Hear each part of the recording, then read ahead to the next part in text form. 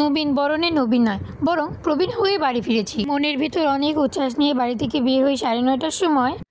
আর একা একাই যেতে হয়েছিল, কারণ আমার বাড়ির আশেপাশে একজনও নেই যে আমার কলেজে নবীন বরণ একটুও ভালো যাবে না, কারণ আমি কলেজে কাউকে চিনি না জানি। আর 10টার সময় চলে আসি কলেজে। সূর্য মামাকে আজকাল বেশ হাসি খুশি লাগছে, আর আজকের আকাশটা বেশ সুন্দর ছিল, আর গরমও ছিল সেই রকম। কলেজ মাঠে কাউকে না দেখে আমি ভেবেছিলাম হয়তো অনুষ্ঠান শুরুই হয়ে গেছে।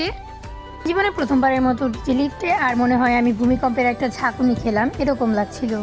ক্লাসরুমে ঢুকে দেখি সব সিট বুক, কেউ কারো জায়গা ছেড়ে একটু চেপে বসতেও দেবে না। স্যার বলার কারণে তারা অন্যদের বসতে দিচ্ছিল।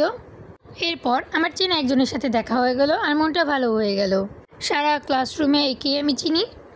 এদিকে সকাল 9টায় অনুষ্ঠানের কথা বলে তারা দুপুর 2টা বাজিয়ে দেয়, আর এত সময়ের মধ্যে শিক্ষার্থীরা তাদের ধৈর্যের চরম পরীক্ষা দিচ্ছিল। আমাদের ডিপার্টমেন্টে আস্তে আস্তে নাকি গোলাপ শেষ হয়ে গেছে, এজন্য আমাদের রজনীগন্ধা থেকে বিদায় করেছে, আর আমরা রজনীগন্ধা নিয়ে খুশি খুশি বাড়ি ফিরছিলাম। আর সকাল 9টা থেকে 2টা পর্যন্ত বসে থাকার কারণে কোমর ব্যথা, মাথা ব্যথা, হাঁটু ব্যথা সবকিছু শুরু হয়ে গিয়েছিল।